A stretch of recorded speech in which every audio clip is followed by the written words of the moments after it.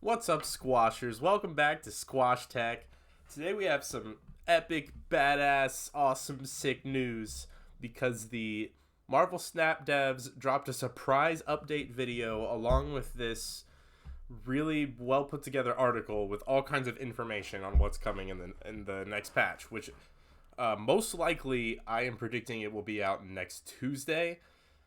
That's not a guarantee. We already know the devs confirmed that it's not coming out today because of the upcoming holiday weekend, and they don't want people to have to potentially work over the holiday in case there's bugs with the patch or anything like that. So that makes perfect sense to me.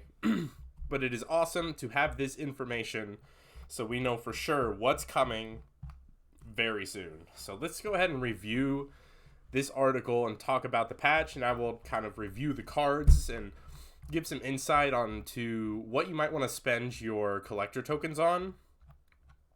As you can see, there is a decent chunk of cards coming to the game, which is incredibly exciting to anybody that loves Marvel Snap. So let's just get started. The goal of this patch is to give players a way to target specific cards that they want to add to their collection. This is a pretty typical concept that people have been asking for. I think it's reasonable. I personally, throughout my beta process, did not mind the completely random card acquisition, but I understand why people want this. So it is awesome that Second Dinner is doing this. And they also want to give players that have all the cards some things to do. I'm loving the game all the same, just playing it, having fun, experimenting with decks, but of course I want some new cards. That sounds awesome.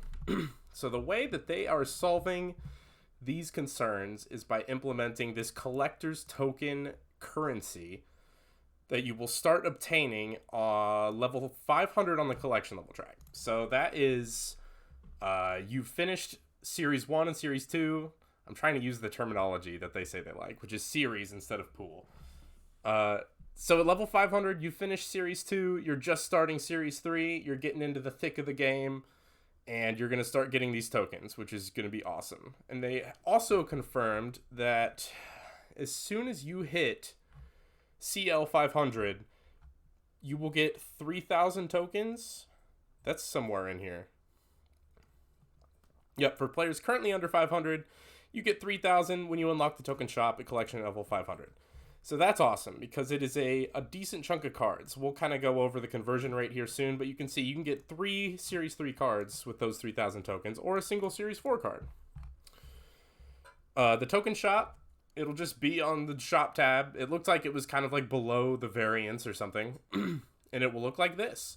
It looks like this little red section shows you how many collector's tokens you have currently.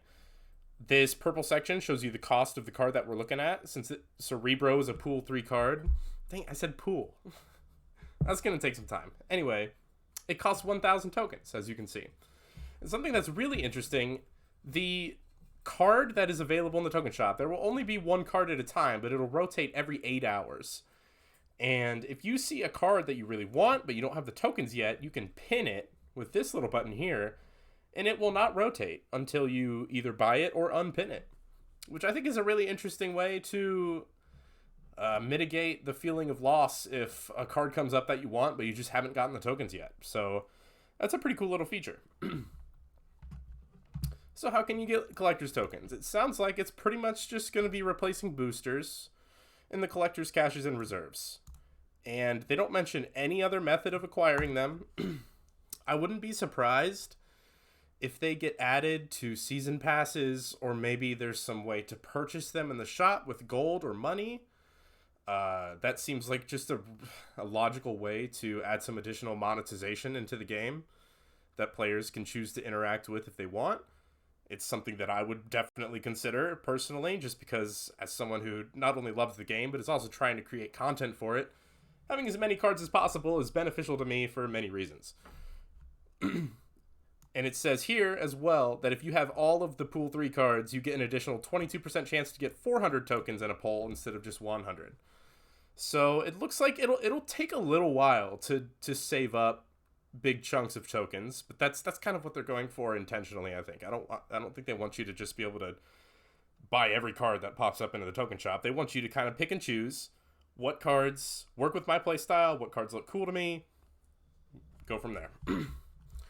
So they are adding the new cards, this is the most exciting part of this whole thing for me, definitely, to 2 new pools that are going to be even more rare than Series 3. So once you've gotten to Series 3, which is at CL 474, I want to say, you will be able to unlock Series 4 and 5 cards from any given box that you open. They're just going to be significantly more rare.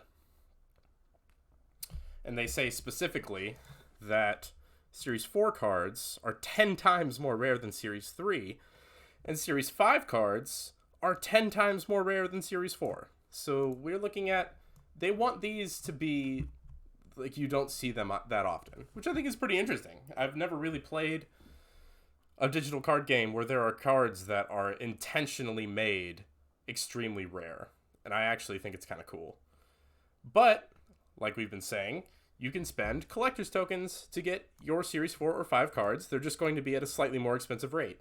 And in terms of Series 5 cards, they're going to be a lot more expensive. You'll get them all eventually.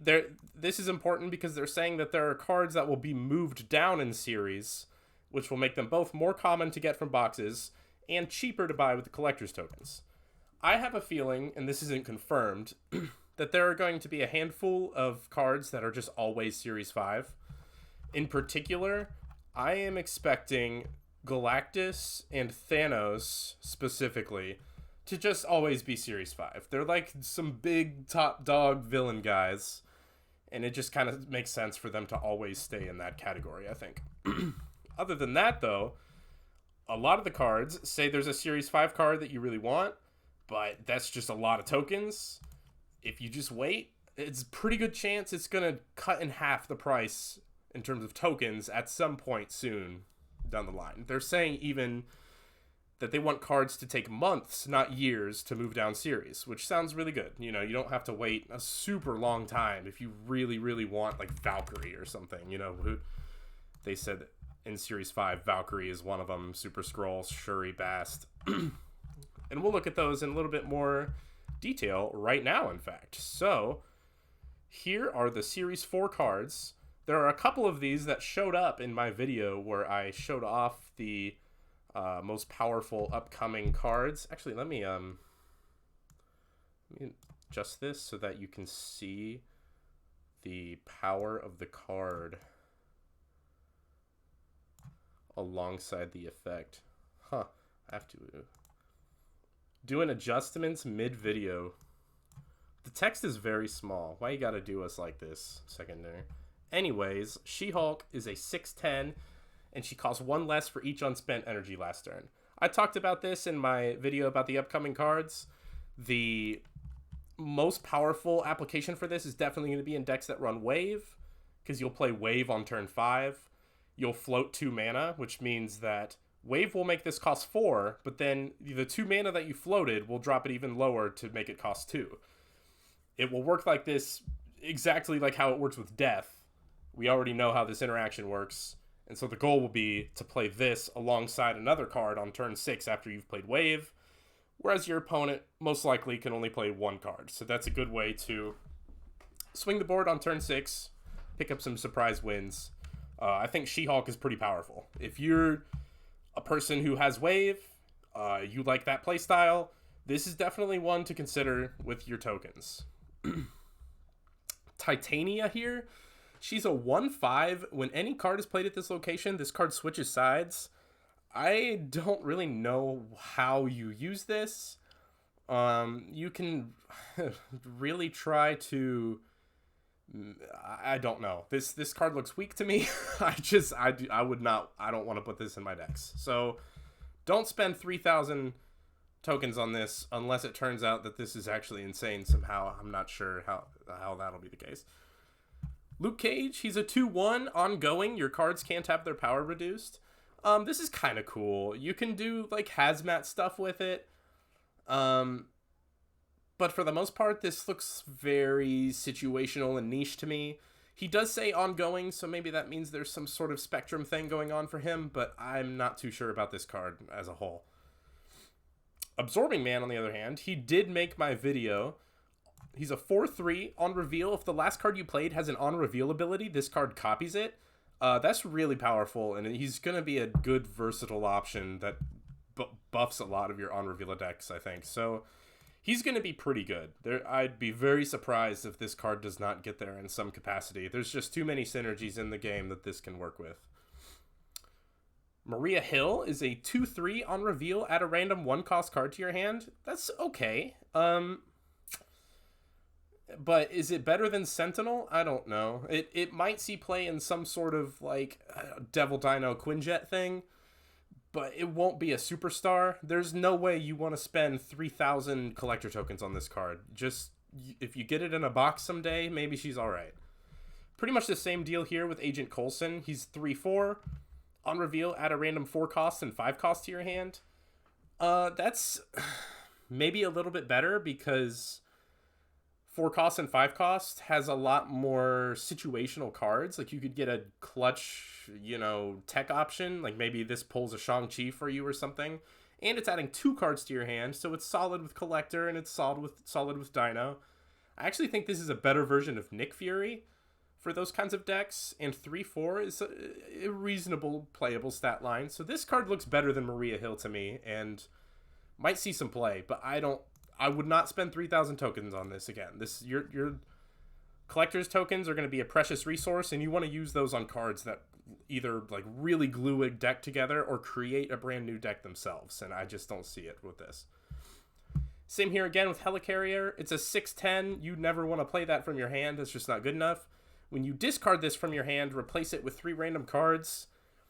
There's just no way that this is powerful enough to really warrant seeing play in anything. If you're playing discard decks with Lady Sif and the like, you want to be discarding Apocalypse, not this. Another pretty weak one, M'Baku, is a 1/2. If this is in your deck at the end of the game, it leaps to a random location. You first of all, it's a Misty Knight most of the time because you draw most of the cards in your deck on any given game. And second of all, this is not even very good when this does activate. It's just 2 power. I don't know. This is a very bad card. Atuma is a little bit more interesting. If you have another card here at the end of your turn, destroy this, and it's a 4/10. So it's like a Namor, but I don't know. You would have to play this with armor or something if you want to get multiple stuff here. It's not like completely atrocious, but this isn't very good. You definitely don't want to spend 3,000 tokens on this. Orca's pretty cool. Ongoing plus 5 power if this is your only card here, so you're getting a 6/14. That's not terrible. But again, you're not going to spend your tokens on this. If you get this out of a box, maybe you can play it in something. 6 mana is very limiting. It's really hard to play a 6-drop and have it be your only card somewhere. It's not horrendous. He's pretty cool. I actually like the art and stuff a lot, but again, don't spend your tokens on this. But basically none of these except for She-Hulk or Absorbing Man I think are going to be worth collector tokens. Otherwise, just pull them out of boxes and maybe see what happens. Now, Series 5, on the other hand, has some more interesting stuff.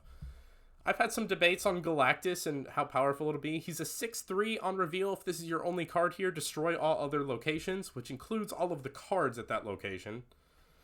You're really going to have to build your deck around this. And it's tough to say what that deck is going to look like. But this could be a card that creates some really unpleasant, toxic gameplay experiences. We'll have to see. I have zero intention of spending my collector's tokens on this card. It does not look fun to play to me. He has a great animation. There's no doubt about that. But this is not the kind of card that I want to play, personally. Valkyrie's pretty cool. On reveal, set all cards at this location to 3 power. So the best application for this is definitely going to be in Cerebro 3 decks. Because not only, does it set your cards to 3, which, that's what you want, but it's setting your opponent's cards to 3, which can really swing a location because you're going to be the one that has Cerebro and not your opponent. So you're buffing the 3 power cards to 5 power or 7 power, whereas your opponent's cards just got set to 3. So Valkyrie looks pretty strong to me. I'm not spending 6,000 tokens on it. No way, no how. But decent card.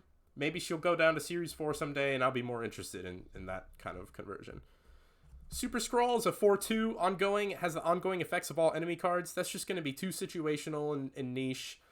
Sometimes this card is going to dominate the game for you, but it's a tech card. I'm not spending 6,000 collector tokens on a tech card. Shuri, we talked about. On reveal, double the power the next card you play. She's a 4/2. That's just going to be powerful and flexible. You can play this with all kinds of stuff. You play it with Black Panther, you play it with Wong, or just any big 6-drop. It doesn't matter. It's going to be strong. So this is a pretty good one, for sure, to get. Bast is a 1/1 on reveal. Set the power of all cards in your hand to 3. I do not know what you're doing with this card. Somebody needs to really theory craft and deck build with this and let me know what you're seeing, because I do not see it. I have no clue what you do with this. It does not look good to me. And finally, the star of the show, the character I will spend 6,000 tokens on the very moment I see him in my token shop. We have Thanos. At the start of the game, shuffle the 6 Infinity Stones into your deck. All of them do a unique effect. This one draws 2 stones. This one, if you've played all 6 stones, you give Thanos plus 10 power, which would put him at 18, which is very, very powerful, obviously. Transform this, you do a Scarlet Witch and draw a card. You give enemy cards here -1 power and draw a card. You can move stuff here and draw a card. Gain an energy, draw a card. So all of the stones are like kind of playable in their own right. And if you've played all 6 of them, then you get a super big payoff. But this, I don't know how competitive this deck will be. But darn it, this looks super sick to me. So there's just no question that I am getting this card as soon as possible. Like, just... even if it's bad, it'll be worth it just to try out this awesome deck and look at the shiny stones when they have the upgraded art and everything. Thanos is in the game right now from certain random effects, but we've never been able to see the Mind Stones because we've never been able to put him in a deck and start the game with him in our deck. So that is the preview of the patch. On top of all of this, they confirmed that the Silver Surfer Season Pass is coming for December with an awesome variant for the Infinite and the Collector. It looks sweet to me. Overall, this is just an awesome time to be a fan of this wonderful game. I cannot wait for all of this stuff to come out. Let me know if you have questions or comments or thoughts and whatnot. And yeah, thanks for watching. I'll see you guys next time.